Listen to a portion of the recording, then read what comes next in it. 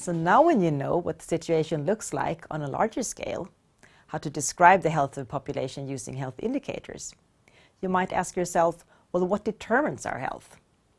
Why does life expectancy differ so much from country to country, or even from one group to another in the same country?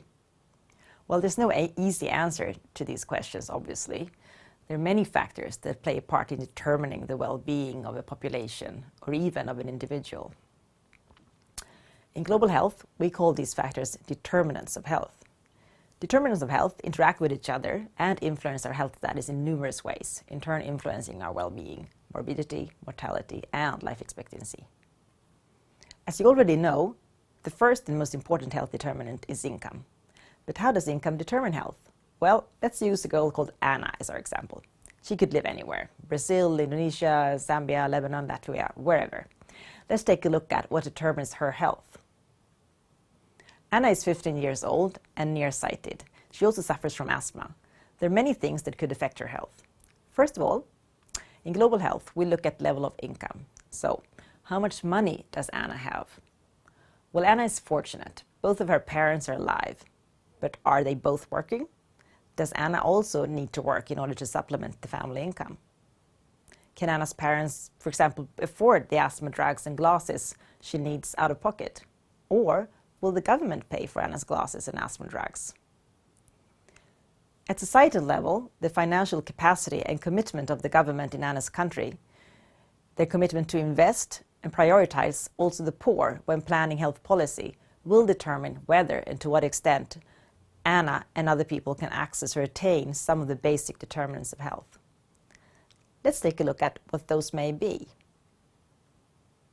Education is one of the factors that will have a big impact on Anna's health. Does she go to school? Can she read and write? Did her parents go to school? And how does she do in school if her eyesight is bad and she can't afford glasses? Education is necessary to understand what may be harmful to our health and how we can protect ourselves and our children. Look at this gap-binding graph. Can you see what happens here? When young women like Anna know how to read and write, the likelihood that their future children will survive increases substantially. Because parents who can read and write are more likely to understand why they need to have their children immunized. And if people critically can interpret information about why to avoid, for example, smoking and how to prevent unwanted pregnancies, it empowers them to choose healthier lifestyles and control their own lives. So, we've looked at Anna's level of income and her level of education. But what about her diet? Did she get all the necessary proteins and vitamins as a child growing up? Healthy diets are closely related to higher education and income. The United Nations estimates that about 800 million out of the 7 billion people in the world, or 11% of the world's population, are suffering from chronic undernourishment.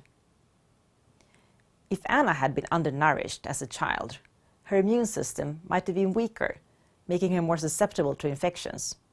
Her brain development could also have been impaired.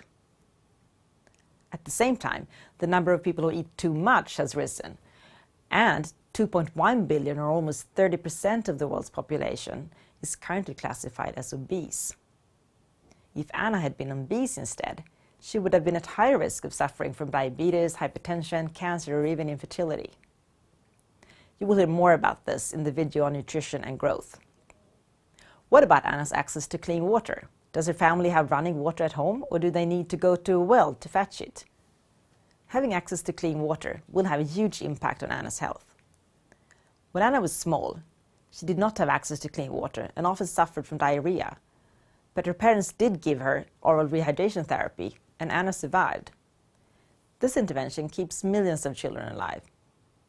Anna is also lucky because she has access to a latrine. This means that she and her family can avoid defecating outdoors and therefore prevent fecal-oral transmission of bacteria and parasites. So by building toilets and improving access to safe drinking water, we can save millions of lives. You will hear more about this in the lecture on WASH, Water, Sanitation and Hygiene. Anna lives in a poor area in a big city. Traffic is heavy and there's no school bus, so she has to walk to school every day.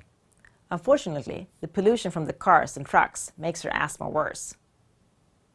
we have more and more come to understand how we as humans interact and influence our environment. And more recently, also how we can affect the climate to exacerbate climate change. The full extent of climate change may be hard to foresee, but we are already experiencing more dramatic weather, for example. The projected sea level rise, coastal erosion and more hurricanes could flood the residence of many millions of people living in low-lying areas. This in turn could lead to massive migration in some of the most populated countries, for example in Asia. Droughts and heavier rains may influence harvests and cause food shortages, making food more expensive for Anna and her family. As Anna grows up and moves away from home, she will have to make important choices. Hopefully, she'll eat healthy food, avoid smoking and drinking too much alcohol. But will she continue to exercise regularly? And will she be able to choose a good partner? All these choices will greatly affect her health in the future. Some of these choices will become habits, and we all know that habits are difficult to change. But behavioral change interventions have become very important for public health promotion worldwide. Smoking, for example, is one of the strongest man-made determinants of illness and premature death, and a very strong habit that is hard to change.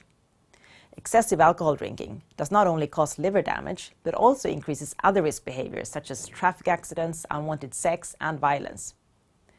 Excessive alcohol drinking is an important risk determinant for men in particular. Physical activity has a strong relationship with education, and the opportunity to exercise is sometimes a luxury for those with time and money. If children are more physically active, we can reduce the future burden of obesity, diabetes, cardiovascular disease, cancer, depression, and even dementia. This would improve health worldwide and save millions of lives. If Anna's asthma all of a sudden gets worse, or she becomes very sick, access to health services would be very important for her to regain her health. Even if there is a health clinic nearby, will there be any trained staff to help her? And will they have the tools they need to give her a correct diagnosis? And even so, if she's diagnosed correctly, will there be any antibiotics available in case she's diagnosed with pneumonia? Such access and quality to care is unevenly distributed in the world. And you will hear more about this in the video on health systems later. Access to services also depends on education.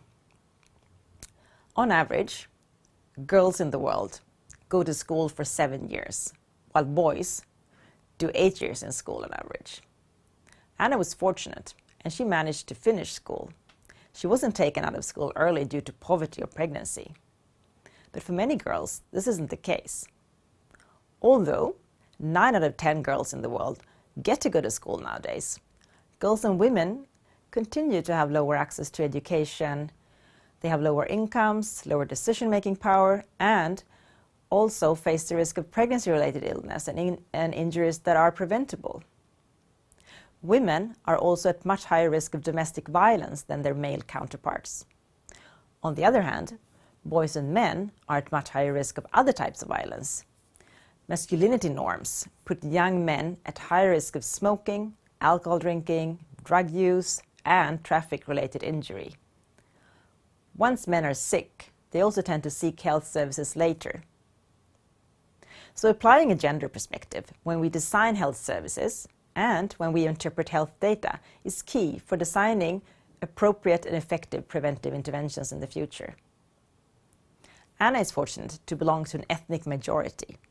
Ethnicity, religion, and gender norms greatly influence people's opportunities and ability to make choices about their work, education, and relationships. Anna's neighborhood is not only poor and crowded, it's also violent and not safe after dark. That means young women like Anna are at higher risk of, for example, sexual assault at night. Unprotected as well as unwanted sex is another major cause of ill health and psychological harm. It can lead to unwanted pregnancies, unsafe abortions, sexually transmitted infections including HIV, and in the worst case scenario, maternal death.